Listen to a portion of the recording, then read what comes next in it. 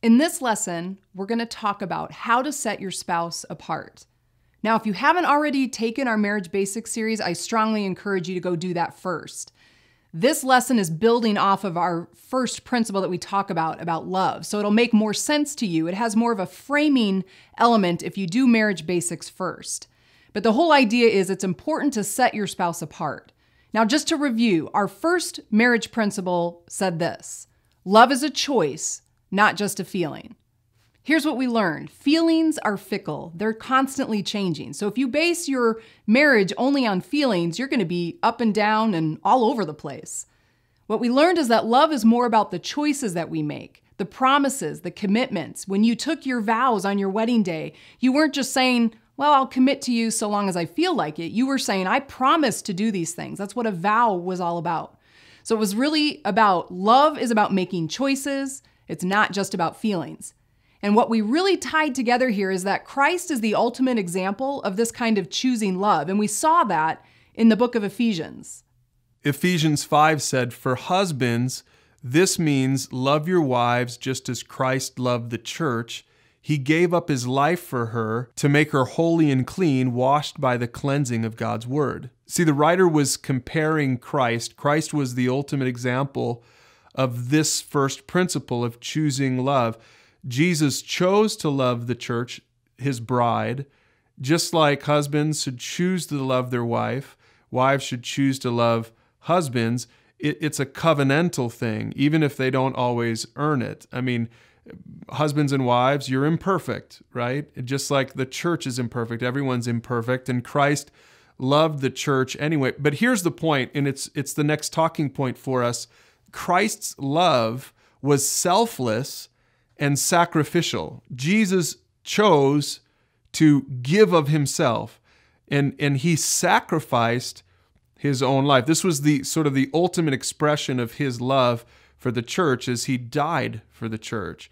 It wasn't just sort of a love in word. It wasn't like, something you'd see on a card, a Hallmark card or something like that. It was an active love. It was a love that was willing to give of himself. Jesus was willing to give of himself. Jesus was willing to sacrifice himself. And this is how we should be in our marriages. We should be willing to sacrifice, not just to say that we love our wife, or wives to say that you love your husband, but to prove it in your actions selflessly and sacrificially. Marital love is about setting apart your spouse from everyone else. Let's revisit Ephesians. There's a word there that maybe you missed. The word is holy. Holy is just a fancy word that means set apart. So when Jesus loved the church in that selfless, sacrificial way, he was setting his bride, the church, apart, putting us on a pedestal in a different category from everyone else. And that's a great thing for us to think about in our marriages, that your spouse should be in a special category all its own, should be set apart from any other relationship that you have. So let's make a list. Your spouse should be set apart from, first, your kids. This is a hard thing in marriage. A lot of times when we start parenting, we think raising our kids is more important than the marriage, and we'll come back to the marriage when the kids are grown and out of the house.